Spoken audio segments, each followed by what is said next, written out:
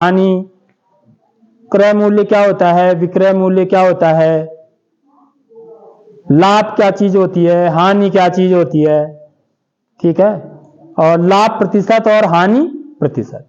तो ये चीजें आपको पता होनी चाहिए इन सवालों को करने के लिए।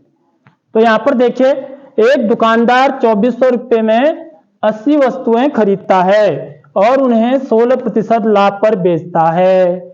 एक वस्तु का विक्रय मूल्य ज्ञात करो। एक ही वस्तु का पूछ रहा है, खरीदता तो कितने वस्तु है, 80 वस्तु खरीदता है।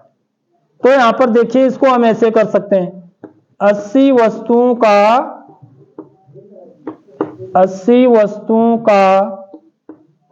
क्रय मूल्य, समझ में आ रही बात, खरीदता है लिख कह रहा है तो क्रय मूल्य लिखेंगे यहां पर, खरीद का मूल्य है ना, 80 वस्तुओं का क्रय मूल्य बराबर कितना है, रुपया 2400। क्योंकि मुझे ना उत्तर में एक ही वस्तु का पूछ रहा है, इसलिए मैं एक ही वस्तु का निकालता हूं, 80 का क्यों निकालूं, सबका ना, समझ रहे हो बात। तो इसलिए एक वस्तु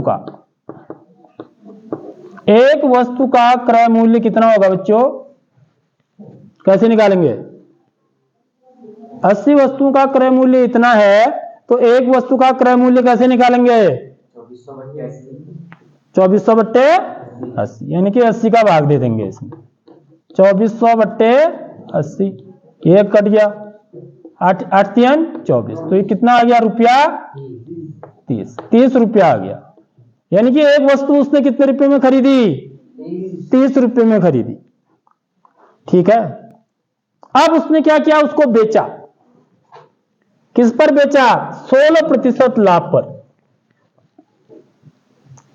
समझ रहे हो बात, लाभ किसका किसका, यह वस्तु का इतने में खरीदा उसने, अब इसका 16% लाभ पर बेचेगा, क्रय मूल्य का 16%, समझ में आ रही बात।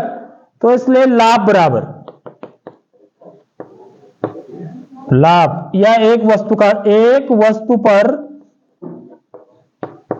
लाभ, क्योंकि मैं एक ही वस्तु का निकाल रहा हूं ना, एक वस्तु पर लाभ कितना होगा उसका,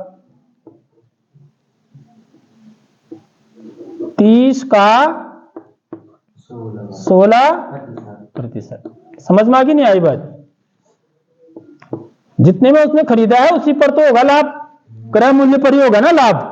मैंने अभी बताया आपको कि लाभ या हानि किस पर होती है, क्रय मूल्य पर होती है। तो क्रय मूल्य उसका 30 रुपया आ गया एक वस्तु का, तो अब जो लाभ होगा ये क्रय मूल्य पर ही होगा, ठीक है, इनकी 30 रुपये पर ही लाभ होगा उसको, यानी कि 30 रुपये का 16% कितना होता है, यह मेरे को निकालना है, 30 का 16%, सीधी सीधी बात यह है। तो बराबर क्या हो जाएगा, 30 का माने गुणा 16 बट्टे 100, समझ में आ रही बात। तो ये शून्य से ये शून्य कट गया,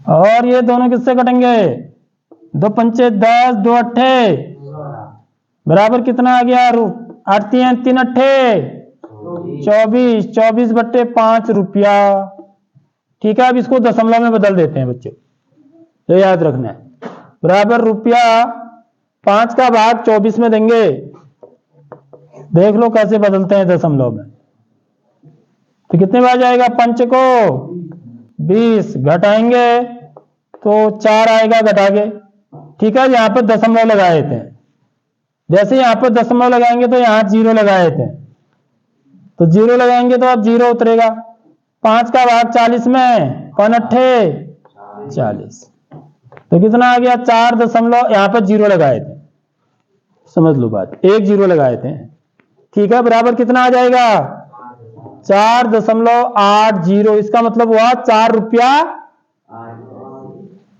8 पैसा नहीं 80 पैसा, ये बात याद रखिए, इसीलिए तो 0 लगाया यहां पर, समझ रहे हो बात। 0 इसलिए लगाया कि 0.8 आ रहा है ना, तो इसको 80 पैसा बोलते हैं। यदि 0.408 आता तब इसको 8 पैसा बोलते, समझ लो ये चीज, समझ रहे हो बात, इसको 80 पैसा बोलेंगे, 8 पैसा इसको बोलेंगे,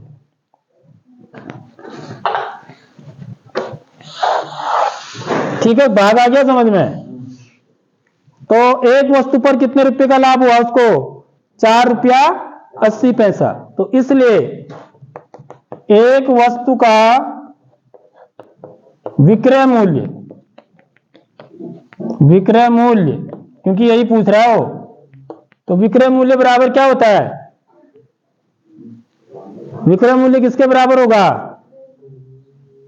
जितने में उसने खरीदा, धन जो उसको लाभ हुआ, इतने में इतना लाभ कमाया ना उसने, इसका मतलब उसने कितना रुपया, कितने रुपए में बेचा उसको, यह धन। यह समझ में आ रही बात?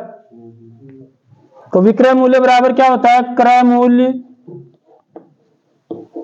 धन लाभ। समझ लो एक चीज, समझ रहे हो? तो विक्रय मूल्य क्या होगा? विक्रय मूल्य माने जितने में बेचा उसने। तो कितने में बेचा होगा उसने?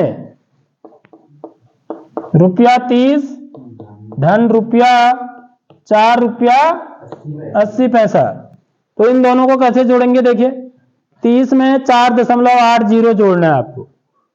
तो दशमलव का जोड़ है, तो दशमलव का जोड़ हमको आना चाहिए।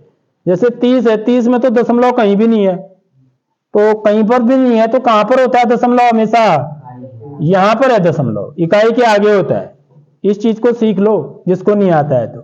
और यहां हम क्या लगा सकते हैं? उसके बाद कितने भी जीरो लगा सकते हो आप। मुझे ज्यादा नहीं की जरूरत नहीं है। कितने की जरूरत है? 2 की, क्योंकि 2 अंकों तक है ना, तो इसलिए 2 जीरो लगाऊंगा। और इसके नीचे क्या लिखेंगे? दशमलव के नीचे दशमलव लिखते हैं कहीं भी हो, दशमलव के जोड़ में 4.80। देखो ऐसे जोड़ते हैं, समझ रहे हो? अब जोड़ गलत नहीं होगा। 0 8 में 0 जोड़ा 8, 4 में 0 जोड़ा 4, 3, 34 रुपया 80 पैसा। तो बराबर कितना आ जाएगा बच्चों? रुपया 34.80। यानी कि एक वस्तु का जो विक्रय मूल्य है कितना रुपया है? 34 रुपया 80 पैसा है। समझ रहे हो बात? तो इसको हम अभी मैंने एक सूत्र पढ़ा ना, यहां पर पीछे बताया मैंने आपको। क्या पढ़ा हमने? लाभ बराबर, लाभ कैसे निकालते हैं बोला मैंने? विक्रय मूल्य में से विक्रय मूल्य ऋण क्रय मूल्य। यहां से भी हम यह सूत्र निकाल सकते हैं, विक्रय मूल्य निकालने का सूत्र। यदि मुझे विक्रय मूल्य निकालना है तो मैं दोनों साइड क्या कर दूंगा? क्रय मूल्य को जोड़ दूंगा ना, इधर भी इधर भी। तो क्रय मूल्य से क्रय मूल्य क्या हो जाएगा? कट जाएगा, 0 हो जाएगा। और यहां क्या हो जाएगा? जुड़ जाएगा। तो ये क्या हो जाएगा? लाभ धन क्रय मूल्य बराबर विक्रय मूल्य। ये एक समीकरण है ना। इस समीकरण में मेरे को विक्रय मूल्य निकालना है, तो मुझे एक ऋण क्रय मूल्य है। यदि मुझे ऋण है तो मुझे क्या करते हैं? उल्टे चिन्ह से करते हैं ना, तो धन क्रय मूल्य करूंगा और इधर भी करूंगा। समझ रहे हो बात? तो लाभ धन क्रय मूल्य बराबर यहां क्या रह जाएगा? क्रय मूल्य से क्रय मूल्य क्या हो जाएगा? घट जाएगा, 0 हो जाएगा। तो यहां विक्रय मूल्य रह जाएगा। तो विक्रय मूल्य निकालने का सूत्र क्या हो गया? लाभ धन क्रय मूल्य हो गया। देखो, या क्रय मूल्य धन लाभ कहो, एक ही बात है। समझ आ गई बात? ये तो इस प्रकार से इन सवालों को हम क्या करते हैं बच्चों? हल करते हैं। ठीक है, ये मैंने ये सूत्र से निकाला है। यह वाला सूत्र हम वहां से भी बना सकते हैं, जो मैंने अभी सूत्र लिखा है आपको, नोट करिए।